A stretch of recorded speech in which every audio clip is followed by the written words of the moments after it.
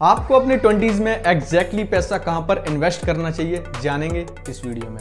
And I am very sure इस video के बाद आपका इन्वेस्टिंग का मेथड बदलने वाला है। So watch this video till the and. So first of all आप मेरे एक सवाल का जवाब दीजिए, हम मार्केट में पैसा क्यों लगाते हैं? सारे लोग पैसा ग्रो करने के लिए लगाते हैं, तो हम स्टॉक से किसी ना किसी स्टॉक से इमोशनली अटैच क्यों होते हैं? हमें फर्क नहीं पड़ना चाहिए कि उस स्टॉक का नाम क्या है, जिस कंपनी में हम इन्वेस्ट कर रहे हैं उसका नाम क्या है, हमें क्यों फर्क पड़ता है?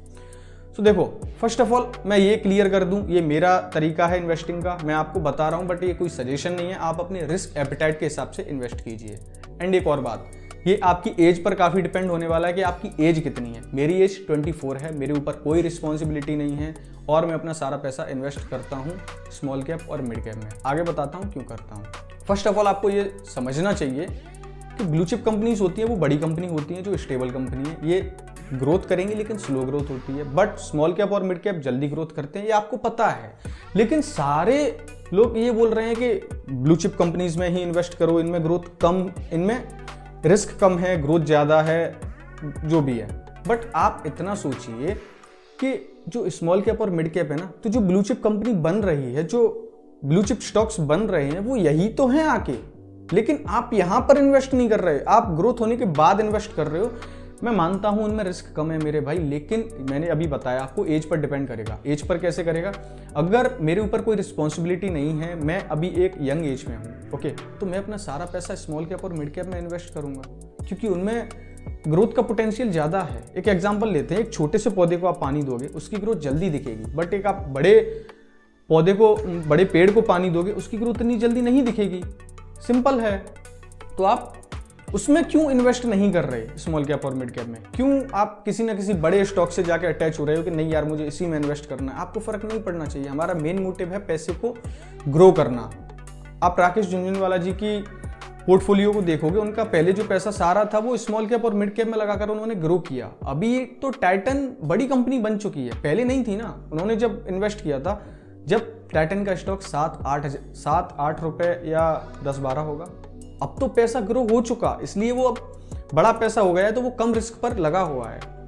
अगर आप विजय केडिया जी को भी देखोगे तो उनका जो पैसा लगा था वो सारा पैसा स्मॉल कैप और मिड कैप में लगा है, उन्होंने ग्रोथ वहीं से ली है। लेकिन हम ब्लू चिप स्टॉक्स में इन्वेस्ट कर रहे हैं क्योंकि हमें ये लग रहा है यार उनमें तो पता नहीं कितनी रिस्क है। भाई थोड़े एफर्ट्स डालोगे ना फंडामेंटल्स पर, आपको भी वो स्टॉक्स मिलेंगे जिनमें ग्रोथ का पोटेंशियल ज़्यादा है। ओके, तो फर्स्ट ऑफ ऑल अब आपको ये तो मैंने बताया कि आपको स्मॉल कैप और मिड कैप में इन्वेस्ट करना चाहिए, बट कैसे? जो मैं फॉलो करता हूं मैं वो बताता हूं आपको।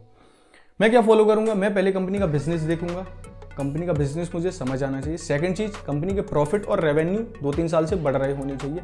थर्ड चीज, कंपनी के प्रमोटर्स को उस पर कितना बिलीव है, उनकी प्रमोटर्स होल्डिंग कितनी है, ओके। एंड नेक्स्ट, उस पर डेट कितना है। कंपनी के ऊपर ज़्यादा कर्जा मैं पसंद नहीं करता। कंपनी जितना डेट फ्री होगी उतना ज़्यादा उसमें पोटेंशियल है ग्रोथ का, ओके।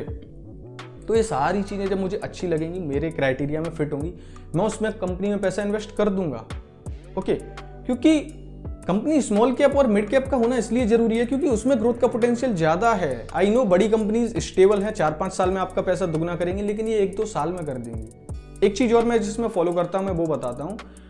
मैं किसी भी एक सेक्टर के एक ही स्टॉक में, एक ही कंपनी में पैसा नहीं लगाता। मैं स्मॉल कैप और मिड कैप 3-4 कंपनी देखूंगा और उनको जानूंगा, उनके फंडामेंटल्स देखूंगा, थोड़ा बहुत उन्हें चार्ट वगैरह भी देखूंगा।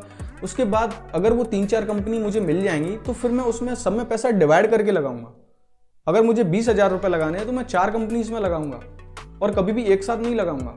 और सेकेंड चीज़, जो वो कंपनीज में मैं पैसा लगाऊंगा उनमें से अगर 2 कंपनी मुझे धोखा भी दे देती हैं तो 2 मुझे इतनी ग्रोथ दे जाएंगी कि जितनी ब्लू चिप नहीं देंगी।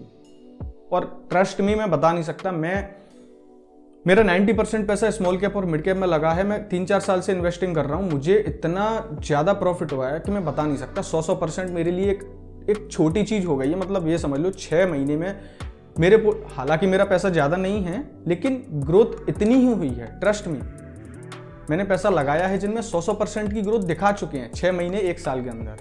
तो इसको आप अवॉइड मत करो। आप अपने 20s में ही रिस्क ले सकते हो, इसके बाद नहीं ले सकते, क्योंकि इसके बाद आपके ऊपर रिस्पॉन्सिबिलिटी इतनी होंगी, फैमिली का खर्चा, स्कूल फीस, ब्ला ब्ला जो भी है। तो आप अभी रिस्क ले सकते हो। तो ये टाइम है रिस्क लेने का, ये टाइम सेफ इन्वेस्टमेंट का नहीं है। अभी से सेफ इन्वेस्टमेंट का टाइम होगा जब आप फैमिली हो जाएगी आपकी 30-40 साल पे, आप फिर कोई रिस्क नहीं ले सकते, क्योंकि आपको पैसे की कब जरूरत हो ये कभी नहीं पता।